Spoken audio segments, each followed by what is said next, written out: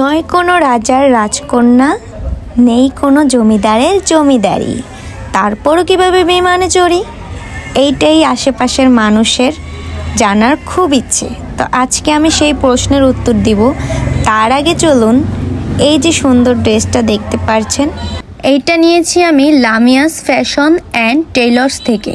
ড্রেসটি যদি ভালো লাগে আপনারা চাইলে নিতে পারেন, আর যে কোনো কালার এবং আপনারা চাইলে আপনাদের পছন্দের ডিজাইন অনুযায়ী এবং আপনাদের সাইজ অনুযায়ী কাস্টমাইজ করে নিতে পারবেন। ফেসবুক পেজ হচ্ছে লামিয়াস ফ্যাশন অ্যান্ড টেইলর্স। আসসালামু আলাইকুম, সবাই কেমন আছেন? আর আমার ভিডিওটা কে কোন জায়গা থেকে দেখছেন অবশ্যই কমেন্ট করে জানাবেন। কিন্তু সেদিন আমি যাচ্ছিলাম ঢাকায়, দীর্ঘ 7 মাস পরে ঢাকায় যাব। সকাল সকাল উঠে রেডি হয়ে নিয়েছি। আর এখানে আছে আমার কলিজার টুকরো সুবিকে নিব না, কারণ সে প্রেগনেন্ট। তো আমি কি করলাম, একটু আমার মায়ের হাতের নাস্তা খেয়ে নিলাম, অনেক দিন আর খাওয়া হবে না। পরে বাসা থেকে বের হয়ে একটা সিএনজি নিয়ে বের হয়ে গেলাম এয়ারপোর্টের উদ্দেশ্যে।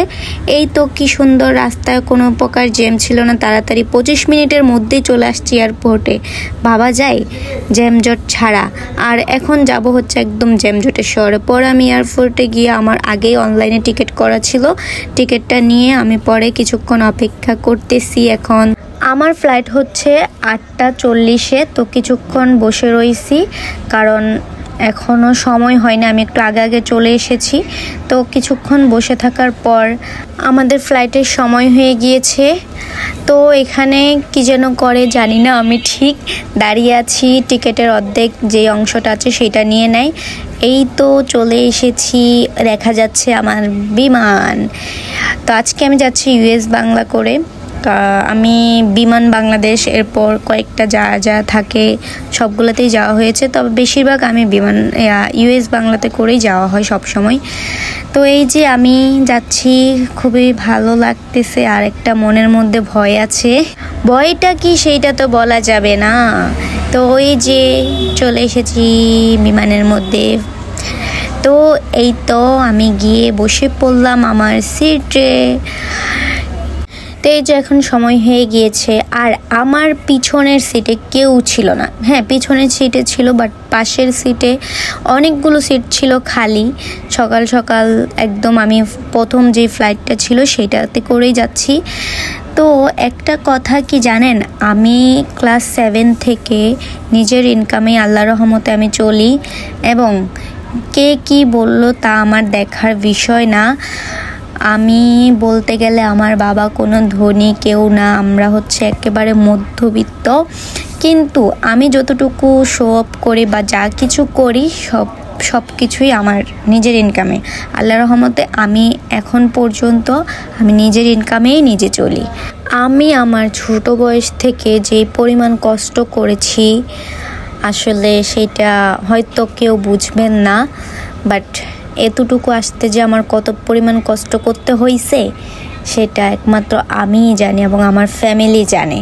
তো এই তো চলে এসেছি মেঘের রাজ্য আকাশে। আর মাত্র একটা বোতল পানি দিয়েছে, একটু নাস্তা দিল না, এটা খুবই খারাপ লেগেছে আমার, খুবই অপমানজনিত একটা কাজ করেছে।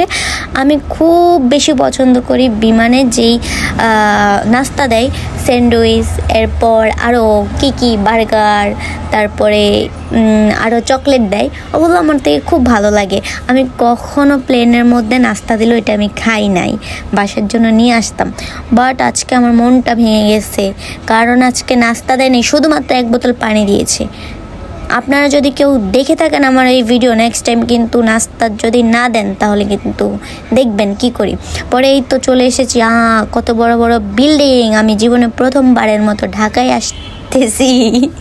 7 মাস পর যাওয়া মানে প্রথম, মানে ওইটাই মনে হচ্ছে।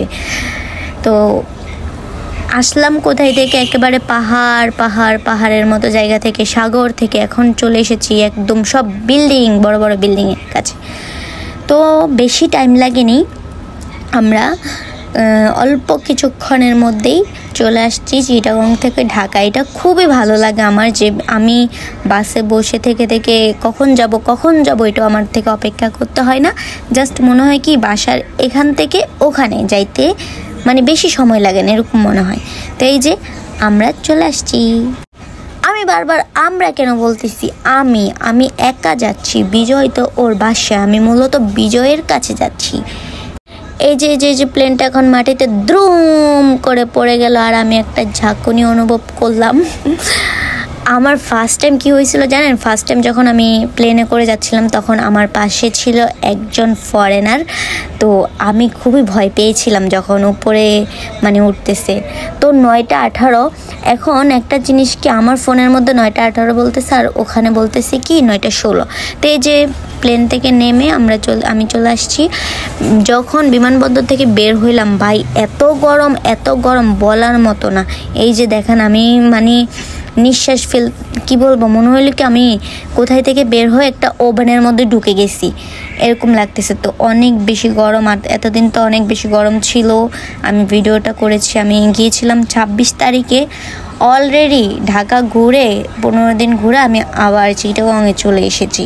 তো এই তো এখন যাব হচ্ছে বিজয়ের সাথে আমার দেখা হবে, ওইটা ভেবে ফিলিংস অনেক বেশি ভালো লাগছিল।